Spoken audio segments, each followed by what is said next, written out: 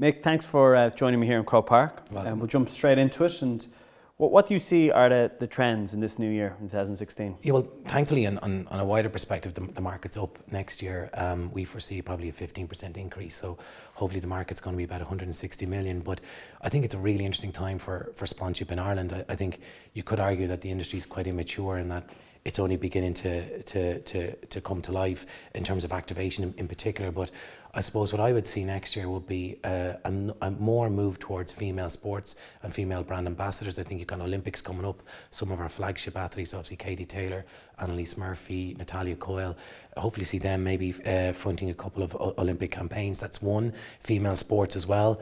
The likes of ladies football are attracting sponsorship, women's soccer, women's rugby. I think that can only be a good thing. The women's hockey team as well. I think if you're looking at kind of broader trends, we've our own research in PSG, and it's around kind of how people interact with sport, be it at matches or at home. So this kind of dual screen phenomenon, I can only see that increasing as well. And I think it's going to be interesting how brands get involved in that conversation. I suppose if you only look in the last couple of days, the top 10 most viewed programs in Ireland, and I think nowadays with technology, it's all kind of I want to consume information when I want, how I want, but live sport is one of those few times where actually, you have to watch it live. So the top 3 most viewed programs last year were rugby internationals, and that's kind of the gold for a brand where they can interact and get involved in that conversation. So you've 1.4 million people watching Ireland versus France on the TV. You've 50,000 people at the match. It's live. In Ireland nowadays, we only have sport, the toy show, and maybe the last episode of Love Hate that are kind of shared digital experiences that people are at something, but also they're all talking about that conversation at the same time. So that's definitely one, and maybe just a couple more. So another trend I'd see in 2016 in this year would be brands creating their own content. So we have AIB creating their own TV shows, for argument's sake. Red Bull would have been the past masters at this, and I suppose that also leads on to another trend that I'd foresee would be brands actually continue to create their own sponsorship. So some brands have such a distinct brand identity and they don't necessarily want to get into bed with a property rights holder that actually create their own property. So Red Bull have created cliff diving, they've created crushed ice up in Belfast as well. And I see last year Diageo actually took the running and control of the Jazz Festival. So I think we could see that big brands coming in and using that opportunity to maybe create their own programming, but also maybe create their own sponsorships as well. In line with this trend that's going to be happening of owning your own channel as such, how important is it for sponsorship to either, if they're working in partnership with a rights holder or they're owning their own channel, to create that content that isn't in your face, that is subtle, but is very much theirs? Yeah, that's a hugely important point. And I think, there's creating your own brand content and then there's advertising. And I think you have to respect the user and the consumer, or real people as they're also known. But, like if you ram a commercial message down people's throats, well then I don't think they'll accept it.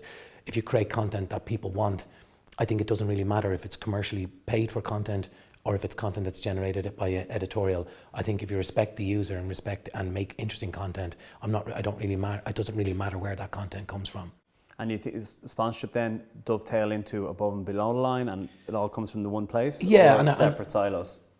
No, I think sponsorship now, I think, a lot more brands are putting more money into it. And I think what we're going to see as a kind of an offshoot of sponsorship is more brands getting a big property and then creating content around that, because there's a lot of things kind of fall in. You have to look at the external trends as well. So if you have a situation where some media houses are struggling for resources and so forth, they're more open to brands giving them content once, I suppose, it doesn't affect editorial, and once you respect the end user as well.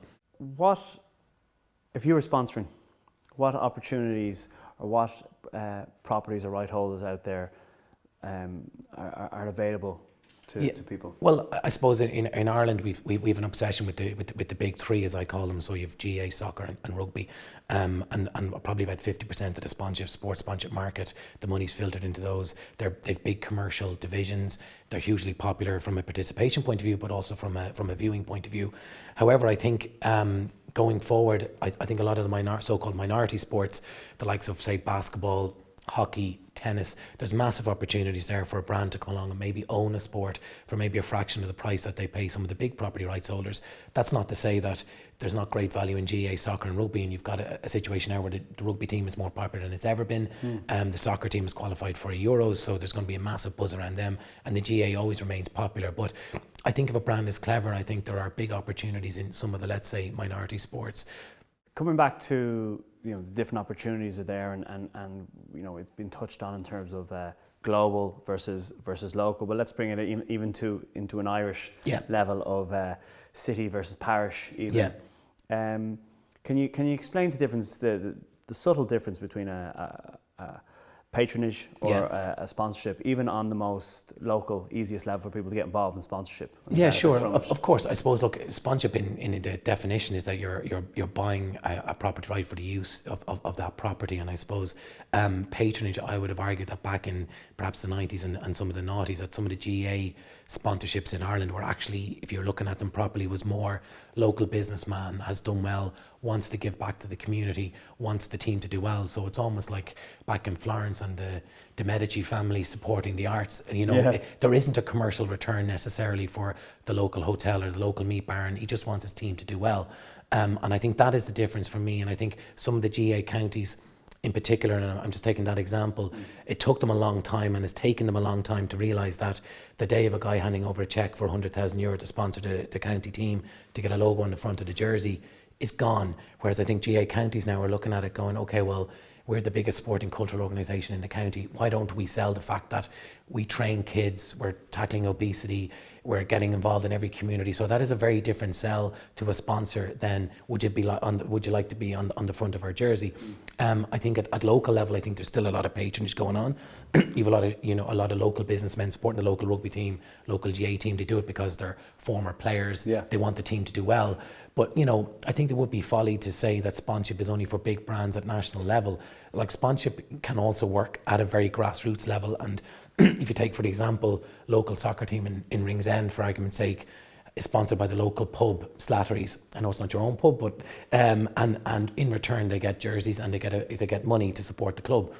But they also go back there after every match, so there's a business return for the pub. But more importantly, because that pub is on the route into big match days, whether it's Leinster Champions Cup match or Six Nations or a big soccer match, the guys actually volunteer to do bouncer on the door for the publicans. So you can see how people might see that as a kind of a very small scale sponsorship, but it actually has a benefit for both the team because they get a few quid and they get their jerseys.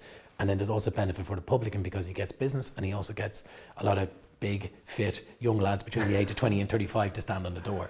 When someone says best practice in sponsorship, what comes to your mind?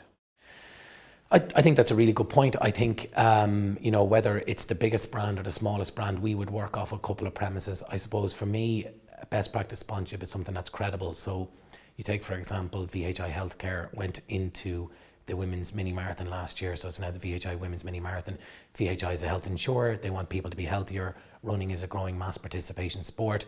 One of the biggest ones happens to be the Women's Mini Marathon. That makes a lot of sense. There's a credible partnership. I think that's really, really important, that whatever you do as a brand, if you're going into sponsorship, so Aer Lingus and the Irish rugby team, Aer Lingus are part of the journey for Irish rugby fans going over to the Rugby World Cup. They have a credible partnership with Irish rugby. That to me makes loads and loads of sense. For me, I think the property rights holder the sponsor should come in and try and make the property better. So if you're coming in as a new sponsor of Irish rugby, you want to leave a legacy behind. Do you want to bring rugby to maybe a different audience? What are you going to do with Irish rugby that's going to leave rugby in a better place than when you got it? I think also you should make the experience better for the fans or for those that participate in that sport. So again, if it's Irish rugby or Irish soccer, can you enhance the fan experience? Can you enhance experience of the players and those taking part? And then obviously I think the most important thing is that you set your stall out early on in terms of what you want to achieve out of sponsorship. So for me, it has to have a business impact, but you need to agree up front what you want to achieve. So if you're a new brand coming to Ireland, like Aviva did, they came in and took the Aviva Stadium, mass brand awareness overnight. AIG and Dublin GA moving from more commercial lines into consumer-based insurance. Dublin GA gives them automatic overnight awareness. That worked for them. If you happen to be an O2 back in the day who wanted to give treats to their customers, well then been involved in music, been involved in sport, where you can provide ticketing, exclusive access, a premium experience. That worked for where they were, and a loyalty and retention point of view. So there's buckets of reasons why people get involved in sponsorship, but I suppose you have to set your stall out early on in terms of what are you trying to achieve. So coming back to it, it's a credible partnership where it makes sense for your brand. It has to improve the property. I think that you're going into that it's a real partnership, that it enhances the experience of the fans, and also that it has a lasting business impact too.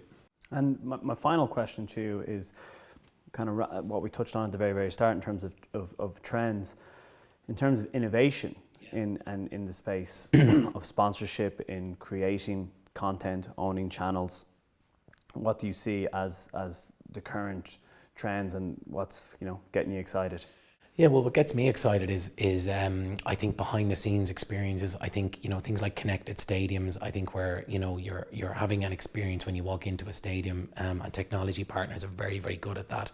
And I think how brands interact with fans during and after matches and been part of the conversation in a credible way, I think is what excites me. So I'm looking for that kind of more, how it is, enhanced digital experience. I think in 2016 is what I'm looking forward to seeing.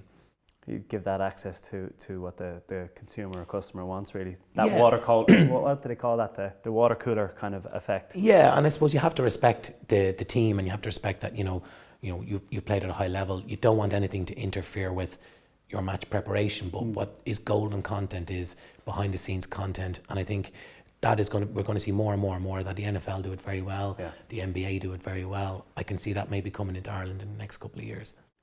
Exciting times. Well, thanks very much for coming in and spending the time and being part of my little foray into MCing. But thank you very much. Cheers. Thank you. Cheers. Cheers. Thank you. Thanks.